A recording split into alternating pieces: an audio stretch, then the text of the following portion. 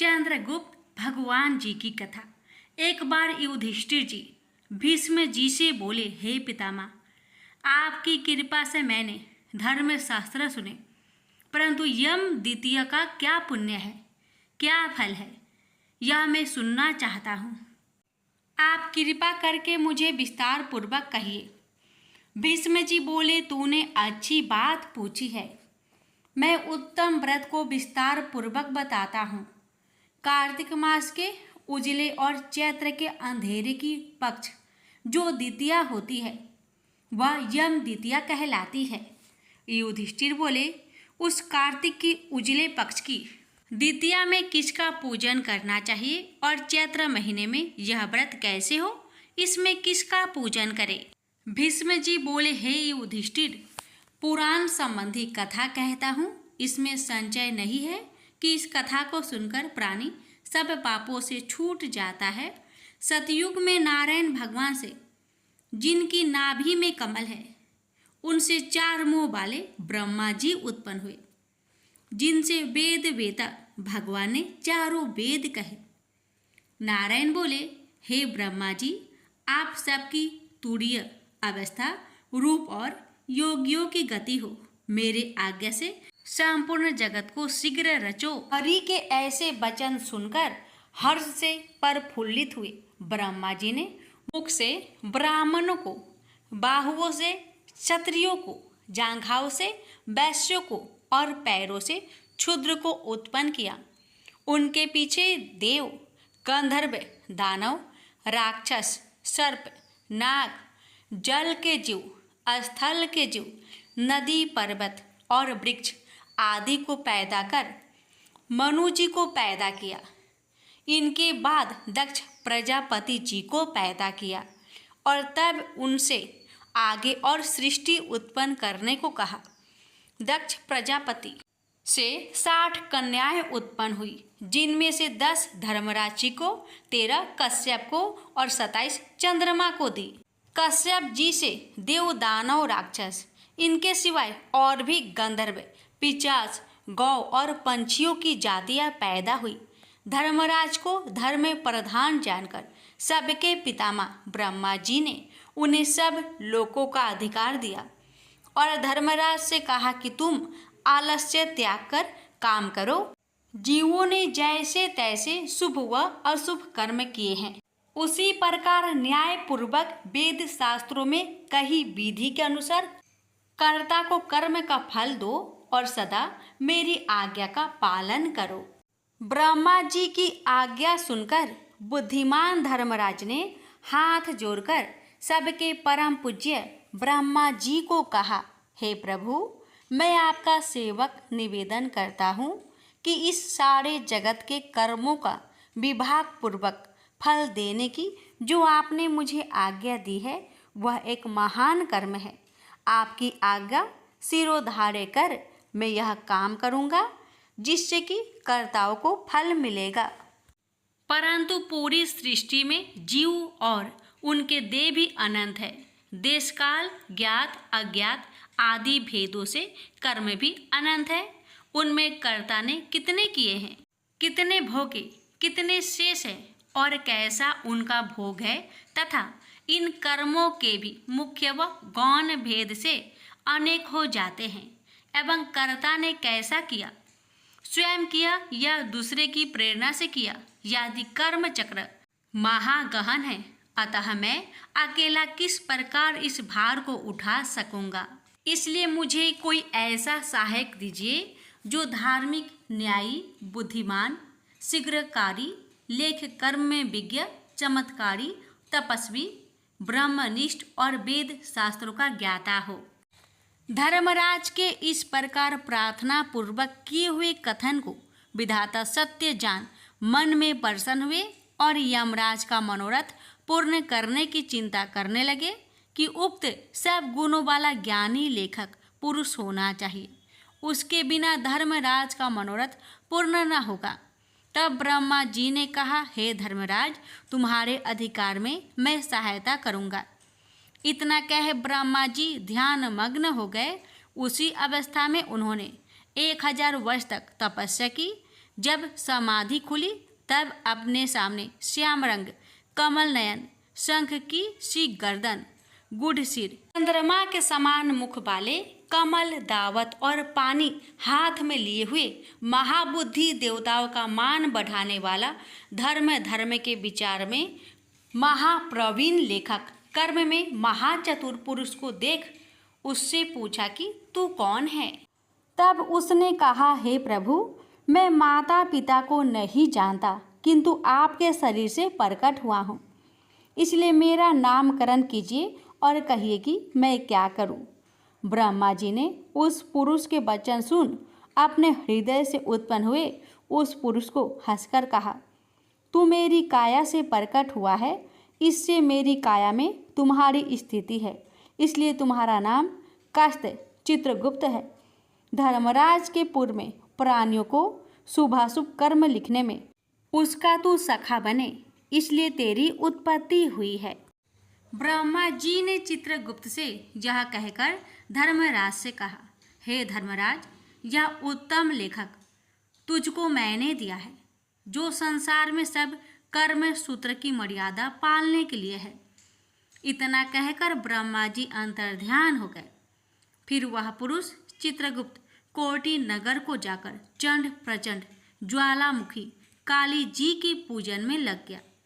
उपवास कर उसने भक्ति के साथ चंडिका जी की भावना मन में की। उनसे उत्तमता से चित्त लगाकर ज्वालामुखी देवी का जप और स्रोतों से भजन, पूजन और उपासना इस प्रकार की, हे जगत को धारण करने वाली, तुमको नमस्कार है।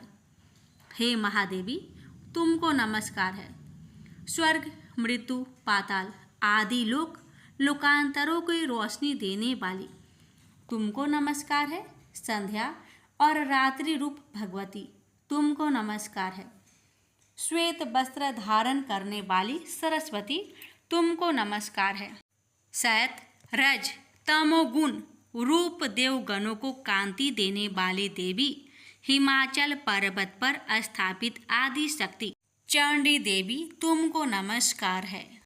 उत्तम और न्यून गुणों से रहित वेद की प्रकृति करने वाली, 33 कोटि देवताओं को प्रकट करने वाली, त्रिगुण रूप निर्गुण गुण रहित गुणों से बड़े गुणों को देने वाली, 3 नेत्रों वाली, 3 प्रकार की मूर्ति वाली, साधकों को वर देने वाली, दैत्यों का नाश करने वाली, इंद्रादि देवों को राज्य देने वाली, श्री हरि से पूजित देवी है चंडिका।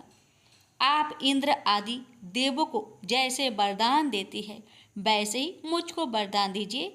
मैंने लोगों के अधिकार के लिए आपकी स्तुति की है, इसमें संचय नहीं है।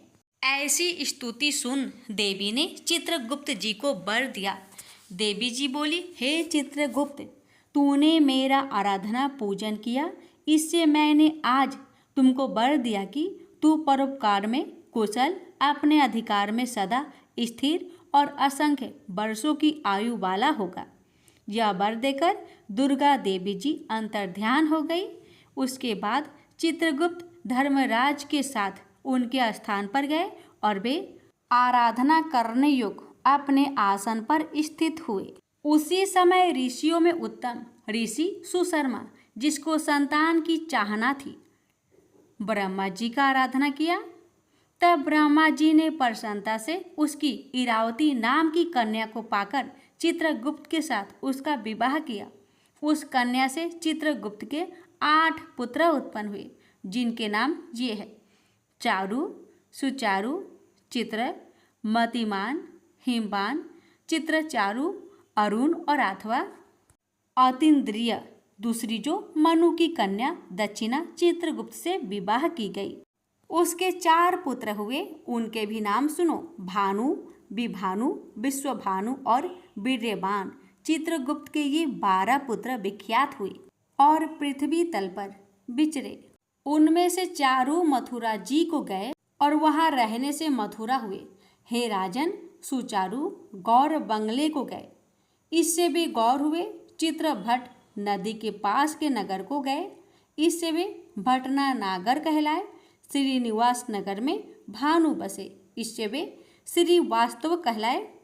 हिमवान अम्बा दुर्गा जी की आराधना कर अम्बा नगर में ठहरे, इससे वे अम्बष्ट कहलाए। सखसेन नगर में अपनी भार्या के साथ मतिमान गए, इससे वे सूर्य ध्वज कहलाए। और अनेक स्थानों में बसे अनेक जाति कहलाए। उस समय पृथ्वी पर एक राजा जिसका नाम सौदास था, सौराष्ट्र नगर में उत्पन्न हुआ।